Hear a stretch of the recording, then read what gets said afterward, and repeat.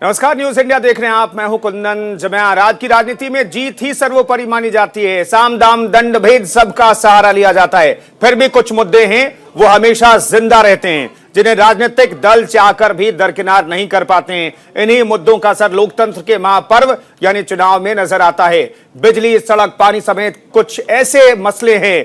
14 फरवरी को यूपी में दूसरे चरण के लिए मतदान होना है। इसी के साथ उत्तराखंड और गोवा में भी वोटिंग होगी।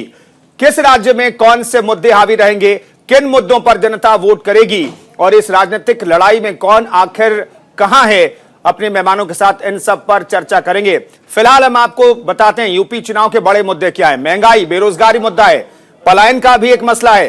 हालांकि पलायन के मसले पर सरकार कहती रही कि हमने सबसे ज्यादा जॉब क्रिएट किए, सबसे ज्यादा रोजगार दिया।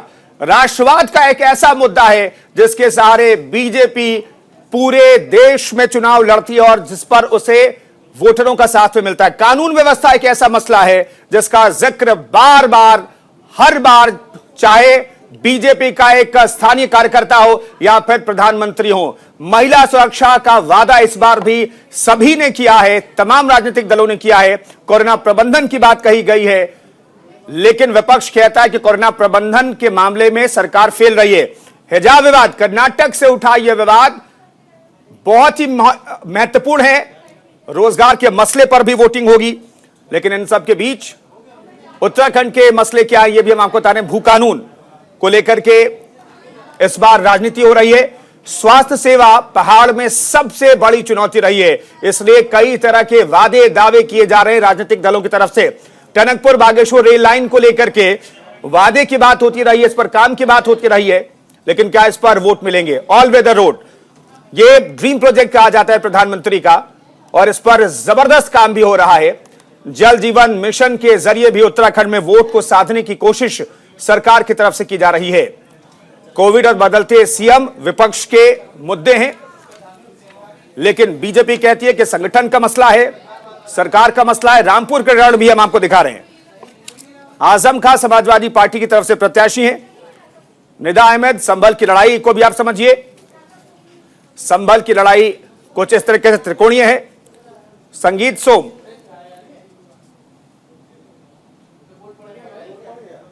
यहां पर वोटिंग हो चुकी है वैसे तो, लेकिन जो मुकाबले हैं वो हम आपको दिखा रहे हैं। उत्तराखंड चुनाव के बड़े मुद्दे रोजगार हैं। तमाम मेहमान भी हमारे साथ जुड़े हुए हैं, लेकिन उससे पहले हम आपको दिखाते हैं अब वोट की लड़ाई जारी है। दूसरे फेज के लिए उत्तर प्रदेश में वोटिंग होनी है।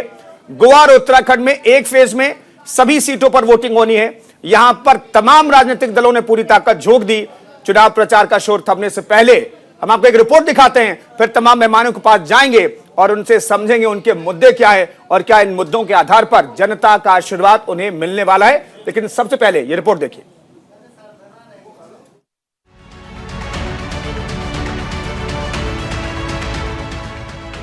5 राज्यों में चुनावों के बीच 14 फरवरी को अहम पड़ाव है। 6 फरवरी को 3 राज्यों में वोटिंग होनी है। यूपी में दूसरे चरण का मतदान तो उत्तराखंड की 70 सीटों और गोवा की 40 सीटों पर एक ही फेज में इलेक्शन होंगे। 14 तारीख को वैसे तो 3 राज्यों में वोटिंग होगी, लेकिन सबका जोर ज्यादातर पहाड़ी राज्य उत्तराखंड पर है। हर कोई उत्तराखंड की बागडोर को अपने हाथ में चाहता है। कांग्रेस 5 साल बाद वापसी के लिए बेकरार है, तो बीजेपी सत्ता बचाने के लिए जोर लगा रही है। एक नजर उत्तराखंड के चुनावी मुद्दों पर डालते हैं। उत्तराखंड के बड़े मुद्दे रोजगार, भू कानून, स्वास्थ्य सेवा, Tanakpur Bageshwar rail line, all weather road, Jal Jeevan mission, Covid और बदलते सीएम। शुक्रवार को प्रचार अभियान थमने से पहले सभी पार्टियों के दिग्गजों ने उत्तराखंड में ताल ठोकी। विधानसभा चुनाव से ठीक 2 दिन पहले प्रधानमंत्री नरेंद्र मोदी रुद्रपुर पहुंचे। यहां पीएम मोदी ने जनसभा को संबोधित किया। संबोधन से पहले प्रधानमंत्री ने मां नैना देवी, देवभूमि के देवताओं को नमन किया। मैं मानस खंड की पवित्र भूमि से मां पूर्णागिरी देवी, चैती देवी, मोटेश्वर महादेव, और पंच मंदिर को श्रद्धापूर्वक नमन करता हूं। कोरोना काल में रैली को भव्य बनाने के लिए पीएम मोदी ने रुद्रपुर की जनता का आभार जताया। साथ ही पीएम ने उत्तराखंड में लोगों को कोरोना वैक्सीन की सिंगल डोज 100% लगने पर धामी सरकार को बधाई दी। रैली करना संभव होगा कि नहीं होगा, लेकिन देश की ताकत, उत्तराखंड के लोगों की ताकत ने आज इस रैली को सच करके दिखाया है।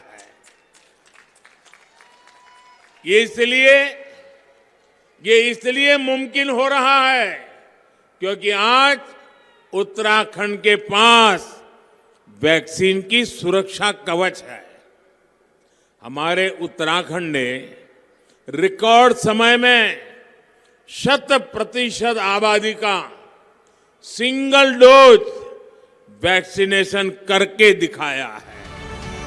रुद्रपुर पहुंचे पीएम ने कांग्रेस को आड़े हाथों लिया। पीएम ने कहा कि आज उन लोगों की उत्तराखंड की संस्कृति की याद आ रही है जो भारत को राष्ट्र मानने को तैयार नहीं। आपके बीच आकर झूठ का चौगा लगा रहे हैं, लेकिन इसकी सच्चाई यही है कि उत्तराखंड में घोटाले के चौके छक्के लगाते रहे, ऐसा ही उनका चरित्र है। ये तो वो लोग हैं जिन्होंने खनन माफियाओं के साथ मिलकर मां गंगा को भी इन्होंने नहर घोषित कर दिया था। बीजेपी के राष्ट्रीय प्रचारकों ने उत्तराखंड में पूरी ताकत झोंकी। इसी क्रम में गृह मंत्री अमित शाह ने देहरादून के सहसपुर में जनसभा की। इस दौरान उन्होंने कांग्रेस को आड़े हाथों लिया। शाह ने कहा कि कांग्रेस ने उत्तराखंड के लिए कुछ नहीं किया, सिर्फ और सिर्फ तुष्टीकरण की राजनीति की। मैं आप सभी को कहना चाहता हूं कि ये उत्तराखंड की जब रचना होती थी, इसके लिए आंदोलन होता था, उस वक्त ये कांग्रेस पार्टी का स्टैंड क्या हो। आज आपके सामने जब कांग्रेस के नेता वोट मांगने आए तो देवभूमि के वासियों ये जरूर पूछना कि रामपुर तिराहा पर हमारे बच्चों पर गोली किसने चलाई थी। देहरादून में जनसभा के बाद गृह मंत्री हर की पैड़ी गए और गंगा आरती में शरीक हुए। उनके साथ नेताओं का हुजूम था। भक्ति भाव में लीन गृह मंत्री ने मां गंगा से जीत का आशीर्वाद लिया।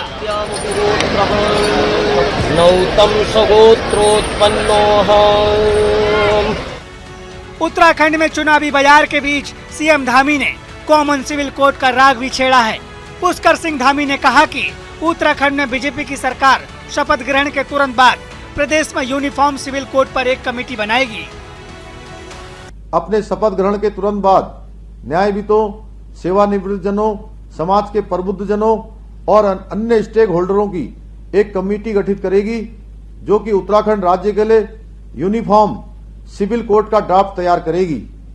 इस यूनिफॉर्म सिविल कोड का दायरा विवाह, तलाक, जमीन जायदाद और उत्तराधिकार जैसे विषयों पर सभी नागरिकों के लिए समान कानून, चाहे वो किसी भी धर्म में विश्वास रखते हों, होगा।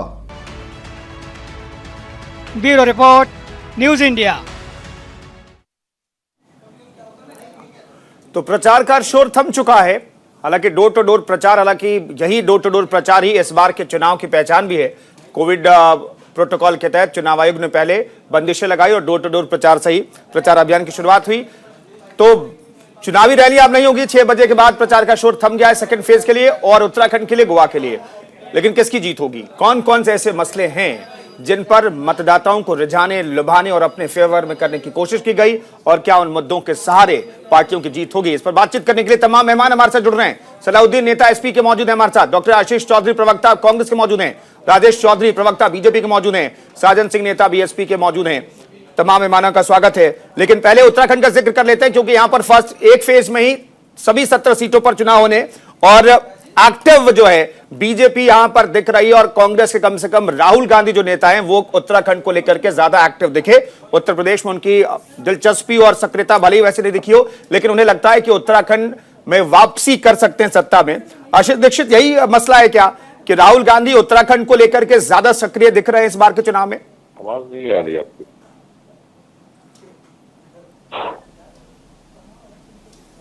दीक्षित साहब, हेलो दीक्षित जी, सवाल आपसे। हेलो चलिए, हेलो राजेश चौधरी हमारे साथ, बीजेपी के प्रवक्ता मौजूद है, नेता राजेश चौधरी साहब, उत्तराखंड का रिजल्ट क्या होने वाला है? प्रधानमंत्री ने आज पूरी ताकत झोंक दी और पिछले 3 दिन में हम देख रहे हैं लगातार उत्तराखंड गए, वहां पर बीजेपी के पक्ष में माहौल बनाने की कोशिश की और यहां तक उन्होंने जिक्र किया कि राष्ट्रवादी पार्टी हमें, और गंगा को जो हरिद्वार की हर की पैड़ी में उसको नहर भी घोषित करने की कोशिश की थी कांग्रेस ने। इन तमाम मसलों का जिक्र किया गया, लेकिन जो बुनियादी मसले हैं उत्तराखंड के, उनका जिक्र हुआ क्या, या उनके आधार पर ही हार और जीत तय होगा उत्तराखंड में?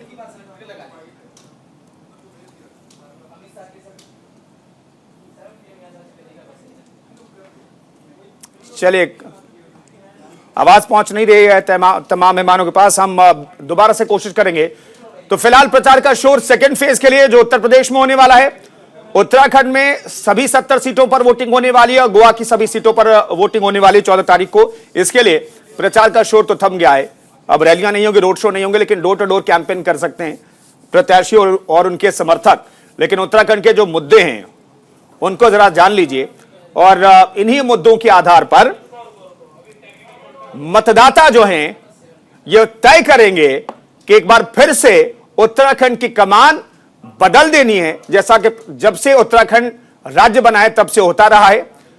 क्योंकि पहाड़ जैसी उम्मीदें होती है पहाड़ के लोगों की, क्योंकि वहां पर बेसिक जरूरतें पूरी नहीं हो सकती हैं या हुई हैं, इसलिए उनकी पहाड़ जैसी उम्मीदें रहती है। इसलिए मैं कह रहा हूं उन उम्मीदों पर राजनीतिक दल खरा नहीं उतरते हैं और इसलिए 5 साल में सत्ता बदल जाती है, लोग दूसरे पार्टी में उम्मीदें तलाशने लगते हैं, लेकिन फिर से वही हाल होता है। साजन सिंह हमारे साथ नेता बीएसपी के मौजूद हैं, तो उत्तर प्रदेश की हम बात कर लेते हैं। साजन सिंह साहब, जो सेकंड फेज के लिए वोटिंग होनी है उसमें पिछले बार 1 सीट आपको मिली थी, इस बार का क्या रिजल्ट रह सकता है और किस आधार पर?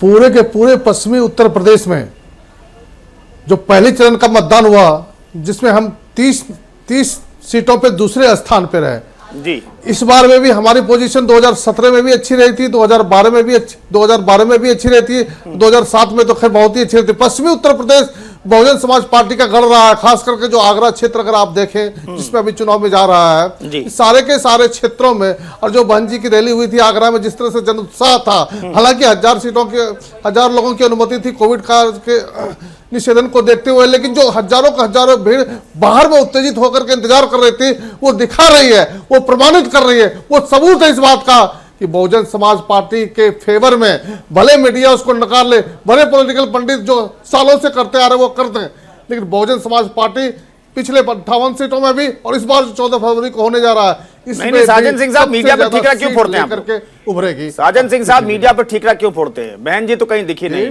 बाद में एक्टिव हुई, आगरा से उन्होंने चुनावी कैंपेन की शुरुआत उन्होंने जरूर की, लेकिन मीडिया पर ठीकरा क्यों फोड़ रहे हैं? क्योंकि 5 साल तक आप लोग एक्टिव दिखते नहीं है, चुनाव से पहले 1 महीने पहले एक्टिव हुए और अब उसी के आधार पर आप कह रहे हैं कि जीत होगी। ठीक है, मान लेते हैं उसको, लेकिन मीडिया पर ठीकरा तो कम से कम मत फोड़िए। मैं आपको पहले ही बता दूं, 2007 में भी आपने हमें कमतर आंका था, 2012 में बिल्कुल ही नकार दिया था, 17 में तो खैर हमारा कोई अस्तित्व तो आपके नजर में था नहीं, अभी भी आप यही दिखा रहे हैं। जो उत्तर प्रदेश की राजनीति में अगर आप भारतीय बसपा को, बहुजन समाज पार्टी को कमतर आंक रहे हैं, तो या तो आपको राजनीति की समझ पॉलिटिकल पंडित की नहीं, मैं सिर्फ मीडिया को नहीं, उन सारे के सारे पॉलिटिकल पंडित को और इस बीजेपी समर्थित मीडिया को मैं चैलेंज कर रहा हूं, खास करके ये देखने के लिए कि अगर आप जमीनी हकीकत के इसी कमरे में बैठ करके शहर से रिपोर्टिंग करके जमीनी हकीकत, मैं तो साधुवाद देना चाहता हूं कम से कम आपके चैनल को, आपके चैनल ने जमीनी हकीकत बताई है लोगों को, इसमें कोई गुरेज नहीं करता मैं, लेकिन मोस्ट ऑफ द चैनल जो है वो दलितों की, शोषितों की, वंचितों की राजनीति करने वाले विचारधारा आधारित इस पार्टी को, जिसका कार्यकर्ता सबसे बड़ा समाज ठीक में, है, उसको कमतर आंक रहे नहीं, हैं। कार्यकर्ता अब हमें तो ये एक्टिव कहते हैं कि होंगे, हम दोष भी ना लेकिन दें। जब टॉप अरे आप लीडर- हमें कमतर आंक रहे हैं साहब, ठीक है साजन हमें साहब, आप निस्तेज कर रहे हैं, नहीं, हमें आप काट रहे हैं और नहीं, आपको काट मैं कोई नहीं इल्जाम रहा, लगाता हूं, नहीं, आप कहते हैं काट कोई नहीं रहा इल्जाम साजन साहब, लगाते हैं। काट कोई नहीं रहा।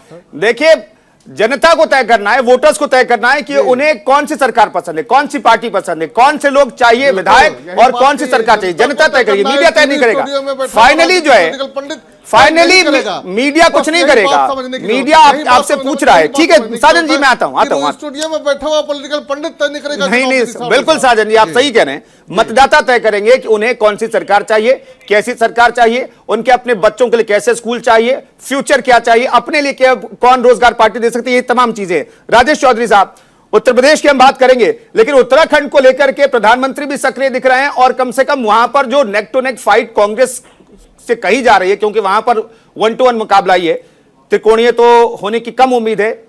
आप वहां पर बहुत ज्यादा सक्रिय तो है, लेकिन कम उम्मीद दिखाई दे रही है। मेरा सवाल यह है कि प्रधानमंत्री वहां पर सक्रिय इसलिए भी दिखाई दे रहे हैं क्या क्योंकि वहां पर राहुल गांधी भी मेहनत कर रहे हैं और उन्हें उम्मीद दिख रही है कि कम से कम उत्तराखंड में सरकार की कोई गुंजाइश है, क्योंकि वहां पर परंपरा सरकार राज्य गठन के बाद यही रही है, सत्ता बदल जाती है। राजेश चौधरी साहब, मैं आपका क्वेश्चन सुन नहीं पाया, आवाज आ रही थी, दोबारा से क्वेश्चन करेंगे, आवाज नहीं आ रही क्या? चलिए दोबारा साहब के पास आएंगे। आशीष दीक्षित को आवाज आ रही है? जी सुन पा रहा हूँ। दीक्षित साहब, राहुल गांधी उत्तराखंड को लेकर के बहुत सक्रिय हैं, वहां पर सरकार की उम्मीद दिखाई दे रही है, क्या सरकार बन सकती है क्या वहां पर? देखिए कुंदन जी, जिस तरीके से लगातार भारतीय जनता पार्टी ने मुख्यमंत्री का चेहरा बदलने का काम किया है, इन लोगों ने इसके अलावा और कोई काम नहीं किया। भारतीय जनता पार्टी ने इसके अलावा कोई काम नहीं किया। 5 साल में लगातार मुख्यमंत्री बदले हैं, पूरी तरीके से उनका कार्यकर्ता भी हताश है, और चूंकि जमीन पे उन्होंने कोई काम नहीं किया उत्तराखंड में, तो पूरी तरीके से नेता जो पिछली बार जीत के आए थे विधायक, उन पे जनता का विश्वास पूरी तरीके से खत्म हो गया। कांग्रेस पार्टी की तरफ आशा भरी निगाहों से उत्तराखंड देख रहा है। निश्चित ही कांग्रेस पार्टी की सरकार भी बनेगी और उत्तराखंड को नया एक डेवलपमेंट देने का काम करेंगे, एक नया विकास का जो है एक एजेंडा सेट करके उत्तराखंड को विकास की प्रगति के जो रुक गई है उसको सुचारू रूप से चालू करने का काम करेंगे। दीक्षित साहब, इन्हीं 5 सालों में कांग्रेस का अंतरकलह भी दिखाई देता रहा, कांग्रेस गुटों में बढ़ती हुई दिखाई देती रही। आखिर के दिनों में ठीक है, आप लोग एक हैं, आपकी पार्टी एक दिखाई दे रही है, लेकिन क्या उसी ताकत से आप लोग चुनाव में हैं? देखिए कुंदन जी, लगातार कांग्रेस पार्टी एक रही है, कहीं ना कहीं विवाद होता रहता है, संगठन में थोड़ा बहुत विवाद होता रहता है, मगर आदरणीय सोनिया गांधी जी के नेतृत्व में, आदरणीय राहुल गांधी और प्रियंका गांधी जी के नेतृत्व में पूरा जो हमारा कार्यकर्ता लामबंद है, सारे नेता लामबंद है, और सभी लोग प्रशस्त करने वाले हैं उत्तराखंड की एक मजबूत सरकार देने के लिए एक रास्ता बनाने का काम कर रहे हैं। और निश्चित ही जब 10 मार्च को रिजल्ट आएंगे, उत्तराखंड में कांग्रेस पार्टी का झंडा बुलंद होगा, कांग्रेस पार्टी का परचम लहराएगा और कांग्रेस पार्टी की मजबूत सरकार बनेगी। राजेश जी, प्रधानमंत्री को हम बहुत एक्टिव देख रहे हैं, उत्तर प्रदेश में एक्टिव है और उत्तराखंड में पिछले 3 दिनों तक लगातार वो चुनावी सभाओं को संबोधित करते रहे, चाहे कुमाऊं हो या गढ़वाल हो। मेरा सवाल यह है कि क्या वहां पर किसी तरह की चुनौती बीजेपी मान रही है क्या? इस वजह से प्रधानमंत्री को मैदान में उतरना पड़ा और वोट की अपील करनी पड़ी। देखिए, प्रधानमंत्री देश के और देश की नहीं पूरी दुनिया के सबसे बड़े नेता हैं जी, और भारतीय जनता पार्टी के नेता हैं, भारतीय जनता पार्टी के कार्यकर्ता हैं। कार्यकर्ता की हैसियत से जहां संगठन उनके उपयोग समझता है वहां उनके कार्यक्रम लगाता है। उनको जहां प्रधानमंत्री के जाने का लाभ लग रहा है वहां भेज रहे हैं और हर चुनाव में जाते रहते हैं। बिल्कुल कोई ऐसा नहीं है कि पहली बार प्रधानमंत्री चुनाव के मैदान में आए हों। उत्तर प्रदेश, उत्तराखंड, जहां भी वो जा रहे हैं, हर जगह प्रधानमंत्री पहले से ही जाते रहे। चुनाव का अच्छा माहौल है, धामी जी के नेतृत्व में सरकार बनने वाली है। भारतीय जनता पार्टी ने एक युवा को बागडोर दी है। कांग्रेस के पास तो मुख्यमंत्री पद का उम्मीदवार राजेश चौधरी साहब, दरअसल उत्तराखंड को लेकर के, चौधरी साहब सुनिए ना, दरअसल उत्तराखंड को लेकर के कहा जा रहा है कि अभी भी रोजगार एक महत्वपूर्ण मसला है, पलायन यहां पर अभी भी हो रहा है। रिवर्स पलायन की बात आपकी सरकार करती रही, त्रिवेंद्र सिंह रावत करते रहे, लेकिन उनकी कुर्सी चली गई, बाकी मुख्यमंत्री बदले गए, उसका भी इशू है। स्थानीय स्तर पर कोई रोजगार नहीं है। ऑल वेदर रोड ठीक है, ड्रीम प्रोजेक्ट है, उससे स्थितियां बदलेंगी, ये जरूर कहा जा रहा है।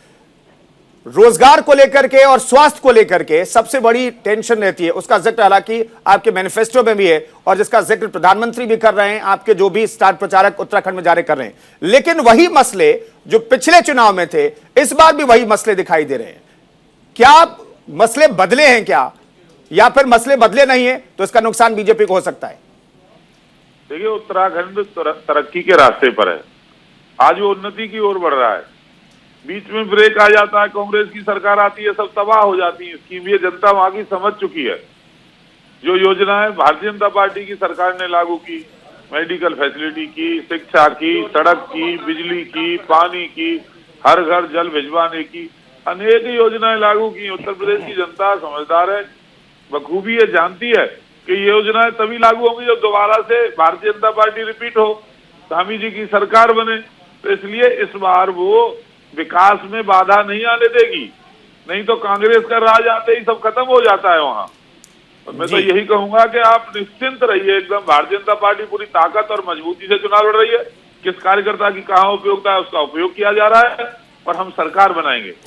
ठीक है, मैं उत्तर प्रदेश की बात करूंगा, लेकिन एक बार फिर से उत्तराखंड का जिक्र कर लेते हैं। आशीष दीक्षित साहब, एक चीज बताइए। दरअसल आज मुख्यमंत्री पुष्कर धामी ने कहा कि सरकार बनते हैं हम एक कमेटी का गठन करेंगे जो कॉमन सिविल कोड पर नियम तय करेगी। मेरा सवाल है कि कॉमन सिविल कोड की जरूरत उत्तराखंड को क्यों है, क्यों मुख्यमंत्री इसका जिक्र कर रहे हैं? देखिए कुंदन जी, पूरा इनका एक एजेंडा है, एक एजेंडा सेट करने की कोशिश कर रहे हैं। इनके पास विकास इन्होंने कुछ किया नहीं, इनके पास कोई मुद्दा नहीं है। ये लोग एजेंडा सेट करने की राजनीति करते हैं, उसका असफल प्रयास कर रहे हैं। उत्तराखंड की जनता पूरी तरीके से मन बना चुकी है कांग्रेस पार्टी के लिए, क्योंकि इन्होंने लगातार, मैंने एक बार फिर कह रहा हूँ, लगातार केवल मुख्यमंत्री बदलने के अलावा कोई काम नहीं किया। और मुख्यमंत्री बदलने के अलावा इन्होंने कोई काम नहीं किया। पुष्कर सिंह धामी जी अपने विधानसभा क्षेत्र में तक नहीं जा पाए हैं। 5 महीने के मुख्यमंत्री हैं, ये अपने क्षेत्र में भी नहीं जा पाए, अपने क्षेत्र में भी कोई काम नहीं कर पाए। तो देखिए, उत्तराखंड की जनता पूरी तरीके से समझ चुकी है और पूरी तरीके से उसने कांग्रेस पार्टी। राजेश चौधरी जवाब दीजिए, राजेश चौधरी जल्दी से जवाब दे दीजिए, क्योंकि उत्तर प्रदेश का हम रुख करेंगे, उत्तर प्रदेश की भी बात करेंगे। देखिए, आखिर आपने विकास किया तो फिर कॉमन सिविल कोड का जिक्र चुनाव प्रचार का शोर थमने से चंद घंटे पहले मुख्यमंत्री पुष्कर धामी करते हैं, इसकी जरूरत क्यों थी? जिस दिन भारतीय जनता पार्टी की स्थापना हुई थी उसी दिन हमारे एजेंडे में कॉमन सिविल कोड था। आज तक हमने अलग नहीं हटाया है उसको। राम मंदिर था, धारा 370 थी, ये तो हमारी भारतीय जनता पार्टी के गठन के समय से हमारे मुद्दे हैं। अच्छा, आप क्या आप नहीं चाहते हर भारतवासी समान हो?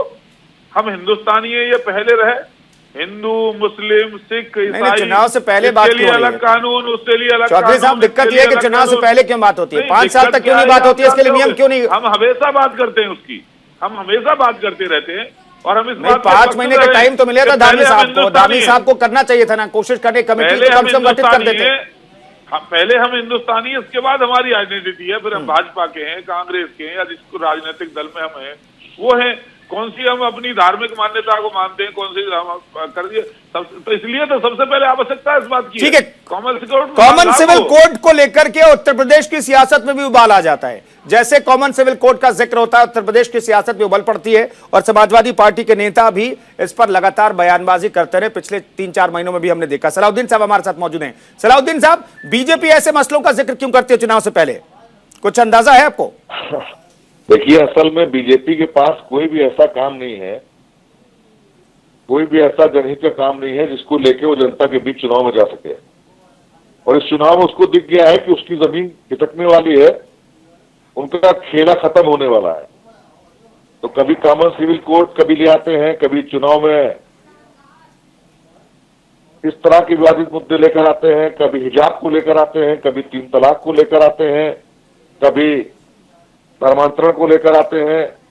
तो चूंकि असल में जो जनता के मुद्दे हैं वो उनके अपने मुद्दे नहीं है और जनता ने उनको देख लिया है, समझ लिया है। और कॉमन सिविल कोड की जहां तक हम बात करें तो इस चुनाव में उत्तर प्रदेश में कॉमन सिविल कोड कहीं पर कोई मुद्दा नहीं है। और दूसरी चीज ये है कि कॉमन सिविल कोड अगर आप देखा जाए हिंदुस्तान के अंदर, उसकी ना कोई आवश्यकता है ना कोई जरूरत है। और मैं कहना चाहता हूँ जो लोग बीजेपी के लोग कॉमन सिविल कोड की बात कर रहे हैं उसका एक खाता तैयार करके सिर्फ हमें दिखा दें।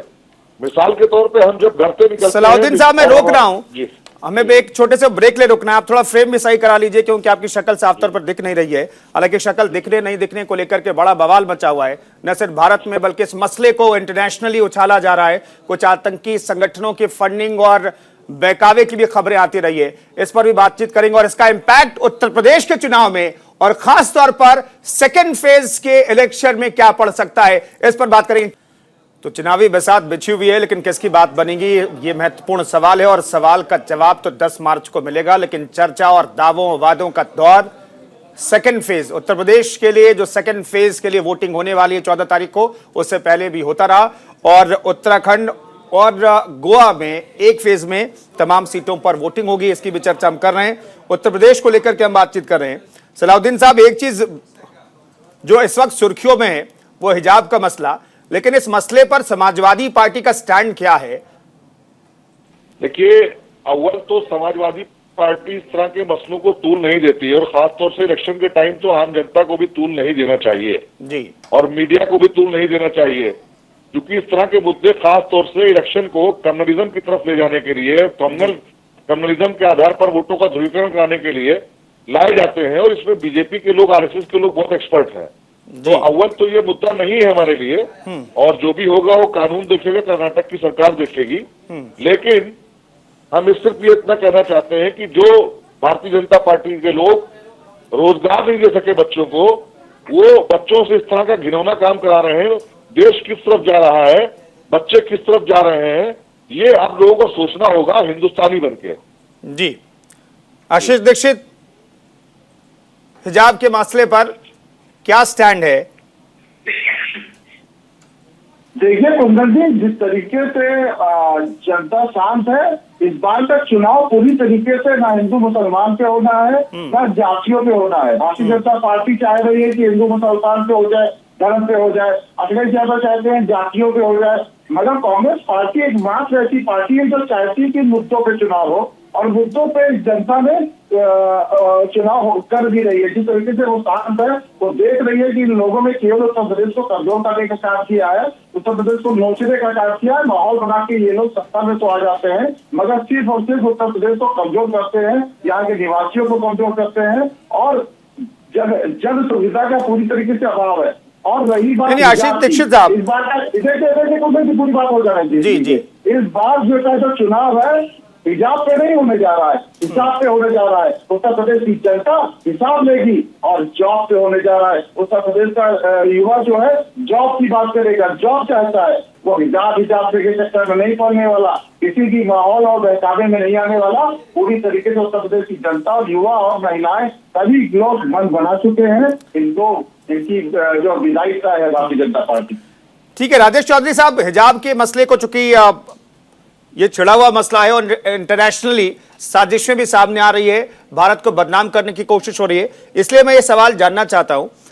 हिजाब को लेकर के मसला यह है कि जो संस्थान है जहां पर बच्चे पढ़ाई कर सकते हैं, जो कॉलेज है, स्कूल हैं, वहां पर हिजाब को लेकर के पाबंदी है कर्नाटक में, और हाईकोर्ट ने भी कहा है कि अगले आदेश तक ये पाबंदी जारी रहेगी। लेकिन इसे प्रेजेंट ऐसे किया जा रहा है कि देखिए महिलाओं के, लड़कियों के, मुस्लिम महिलाओं लड़कियों को हिजाब पहनने पर पाबंदी लगा दी गई है।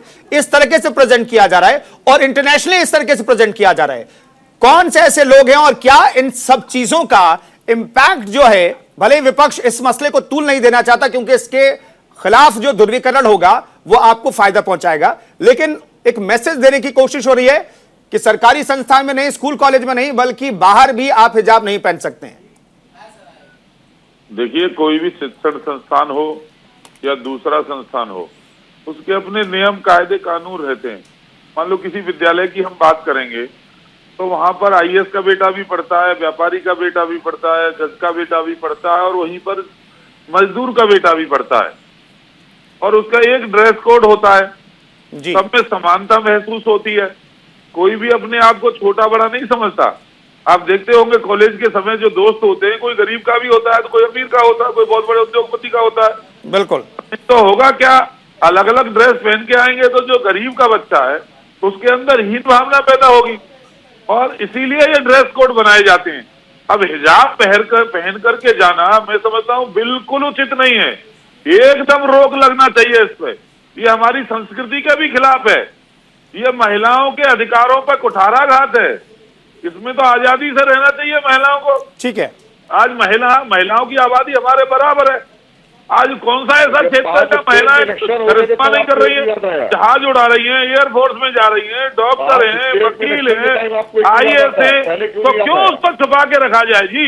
उसको उपभोग की वस्तु क्यों माना जाए? नहीं मानना चाहिए, वो हमारे बराबर है। सलाउद्दीन साहब, तो क्या ये जानबूझ करके बीजेपी उछाल रही है इसे? सलाउद्दीन साहब, जानबूझ कर नहीं उछाल रही है, अत्याचार है महिलाओं के खिलाफ। ये महिलाओं के खिलाफ अन्याय है, अत्याचार है। और उनको दोयम दर्जे का नागरिक क्यों माना जाए? उनको उपभोग की वस्तु क्यों माना जाए? क्या केवल इनकी भोग विलासिता के लिए महिलाएं हैं? इस्लाम में ये सब है क्या इनकी इच्छा पूर्ति के लिए महिलाएं हैं? ठीक है, महिलाएं हमारे बराबर काम करती हैं और समाज चलिए इस मसले को इस मसले पर जनता फैसला लेगी और इस पर फैसला तो लेना है कर्नाटक हाईकोर्ट को, सुप्रीम कोर्ट को। साजन सिंह साहब, मुझे ये बता दीजिए, पिछली बार वोट परसेंटेज तो इंटैक्ट रहा 22% के आसपास, लेकिन सीटें 19 ही मिली। मेरा सवाल यह है कि ऐसा क्यों हुआ, पहली चीज। दूसरी चीज है, क्या वोट परसेंटेज इंटैक्ट रहने के साथ साथ इस बार जीत भी नसीब होगी? मैं सिर्फ सवाल पूछ रहा हूं।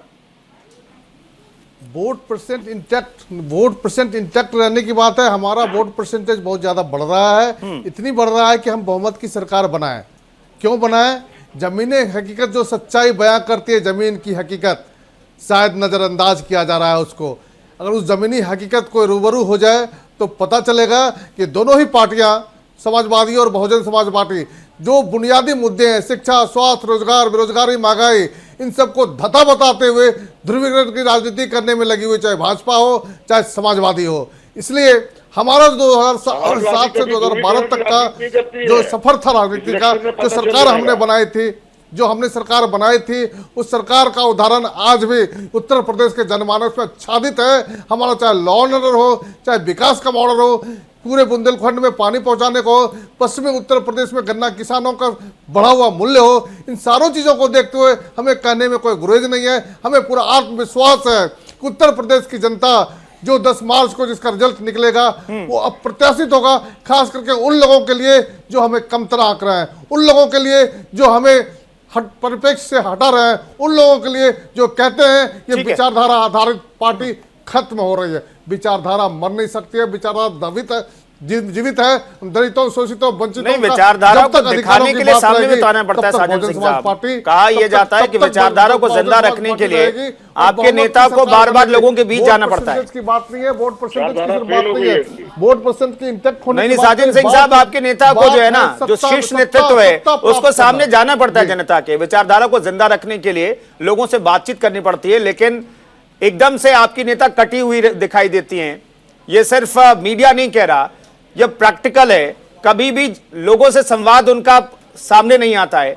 यही हाल समाजवादी पार्टी का भी दिखाई देता है। चुनाव से 6 महीने पहले एक्टिव होते हैं, फिर पता नहीं कहां चले जाते हैं। इसका असर पड़ता है नतीजों पर। करने को अगर आप जनता से संवाद की नहीं, आप मेरी बात मानिए, आप मेरी बात पूरी होने दीजिए। अगर सड़कों पर उतर करके आप धूम धड़ाका कर करके ध्रुवीकरण की राजनीति करना को जनता का संवाद मानते हैं, तो ऐसा संवाद हम नहीं करते हैं। 9 फरवरी को आगरा में नहीं, तो मायावती जी कहां संवाद कर रही थी? और आगे आने वाली नहीं, मायावती जी कहां संवाद कर रही थी? अपने वोटर्स के साथ कहां संवाद कर रही थी? आगरा रैली से पहले कहां?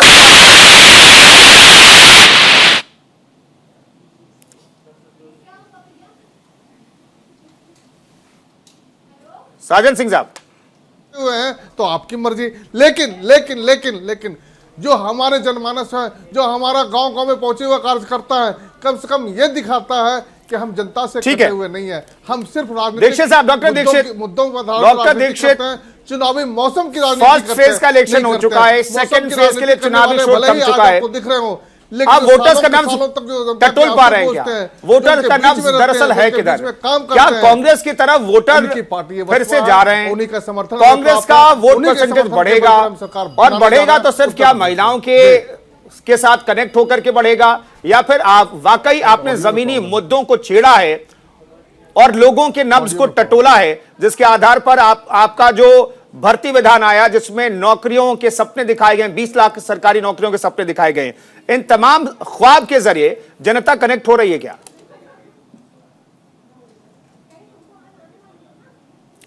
चलिए, आवाज किसी के पास नहीं जा पा रही है फिलहाल। तो हम आपको बता दें कि 14 तारीख को उत्तर प्रदेश के 9 जिलों में 55 सीटों पर वोटिंग होगी। 36 सीटें पिछली बार बीजेपी ने जीती थी, 18 सीटें समाजवादी पार्टी ने जीती थी, जिसमें 11 मुस्लिम उम्मीदवार भी शामिल थे। मुस्लिम आबादी अच्छी खासी है, कम से कम 25 सीटें ऐसी है जहां पर निर्णायक भूमिका निभाती है मुस्लिम आबादी, और इसलिए यहां पर चुनाव प्रचार बेहद दिलचस्प था रहा। प्रधानमंत्री ने लगातार चुनाव प्रचार किया, उत्तर प्रदेश में भी, उत्तराखंड में भी। 14 तारीख को जब वोट की तारीख होगी तो न्यूज इंडिया आपसे अपील करता है कि आप जरूर अपने मताधिकार का इस्तेमाल कीजिए। आपको जिस तरह की सरकार चाहिए, जिस तरह की शिक्षा चाहिए, आप उसे तय करने के लिए जिस तरह का प्रदेश चाहिए, जिस तरह की सरकार चाहिए, जिस तरह का विधायक चाहिए, उसे तय करने के लिए अपने घरों से निकलिए और जरूर वोट कीजिए। राजेश चौधरी हमारे साथ जुड़ गए हैं। राजेश साहब, पहले फेज के लिए वोटिंग हो चुकी है, सेकंड फेज की अब तैयारी चल रही है। मेरा सवाल यह है कि सेकंड फेज में समाजवादी पार्टी 18 सीटें जीती थी, 36 आपकी, तो हर फेज में जब हम बात करेंगे तो सबसे ज्यादा साख जो है आपकी दांव पर आएगी, तो क्या उसे मेंटेन कर पाएगी क्या बीजेपी?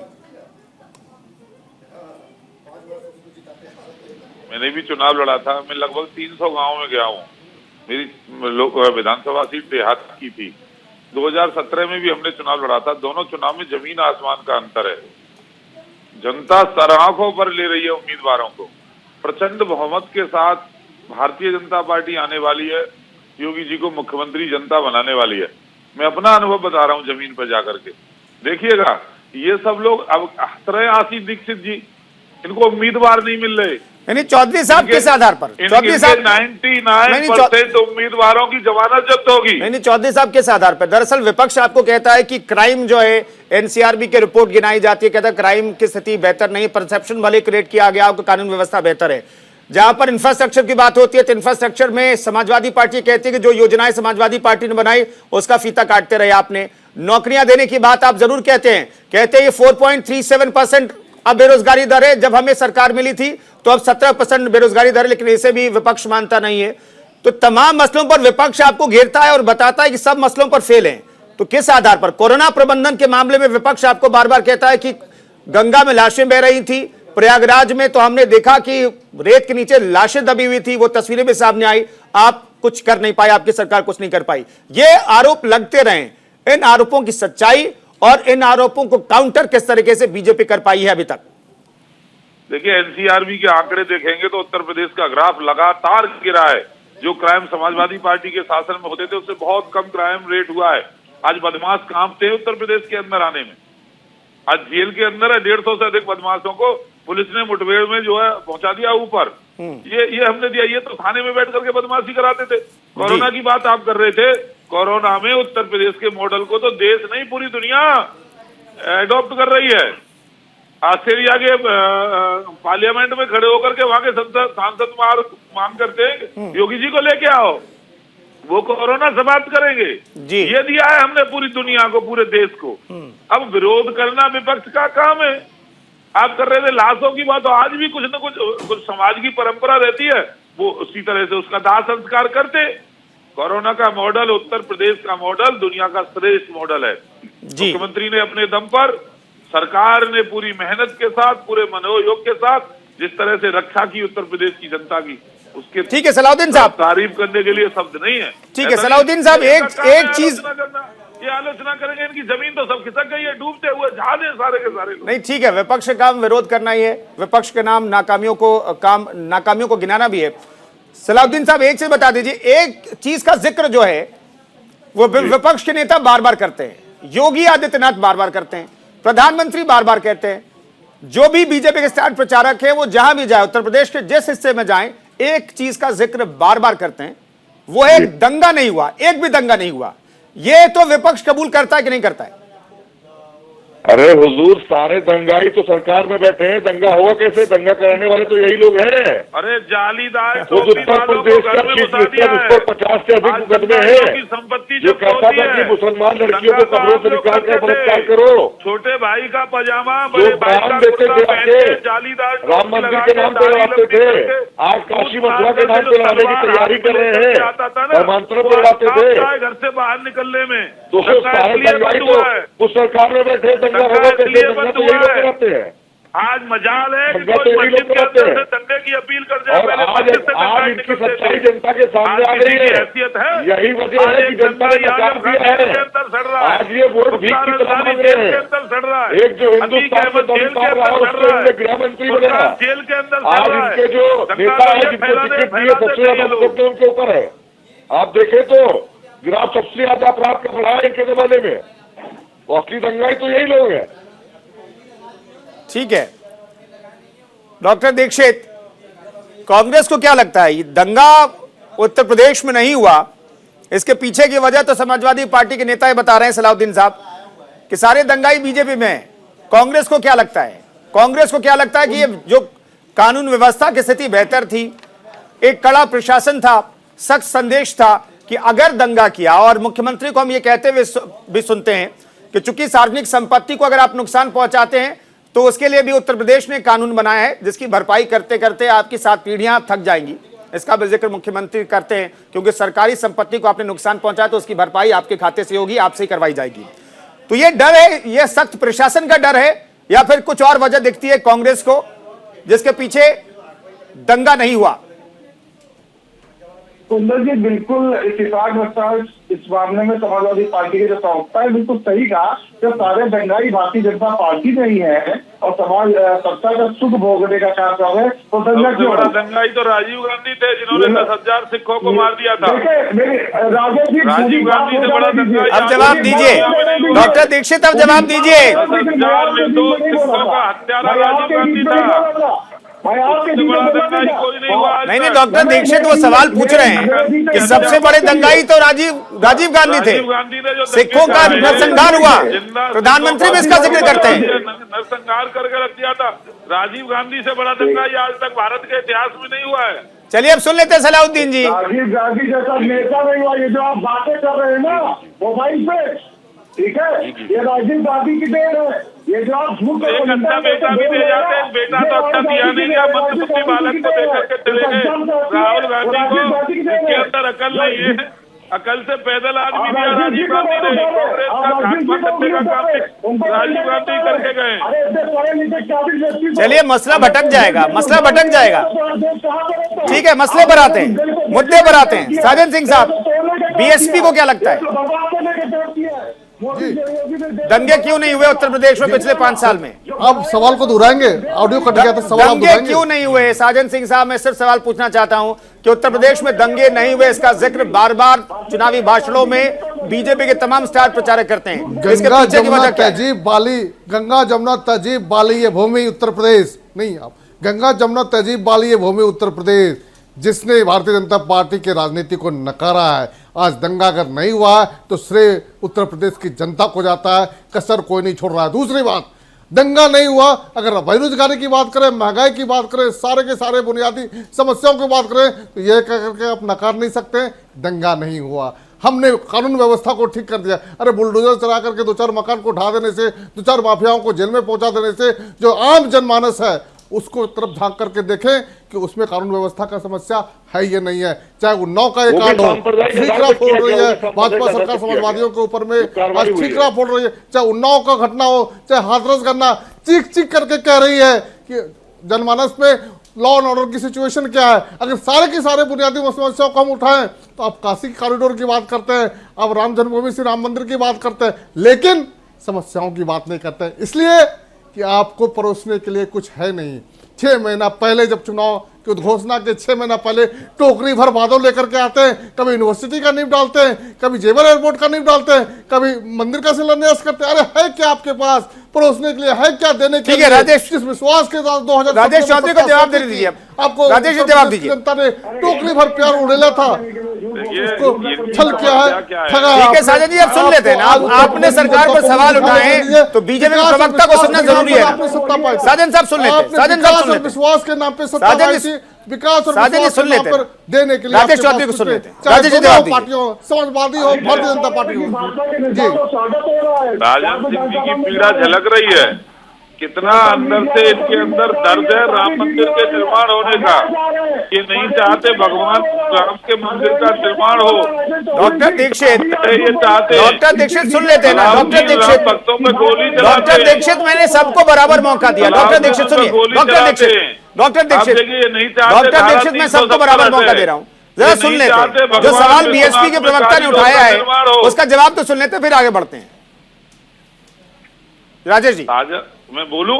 जी साजन साहब की जो मैं सुन रहा हूँ बात, इनकी पीड़ा इनके दिल से निकल के रही है। आप देखिए ना, ये कभी नहीं चाहते भगवान राम के मंदिर का निर्माण हो, उसको भव्यता और दिव्यता पीड़ा में नहीं है, पीड़ा में तो पीड़ा हो रही है, जमीन खिसक रही है, इनको आपसे पीड़ा हो रही है। पैरों तले जमीन खिसक रही विश्वनाथ है। के कॉरिडोर का निर्माण का, भोले बाबा का कैसे इतना बड़ा मंदिर भव्य और दिव्य हो गया, इससे उनको दिक्कत होगी।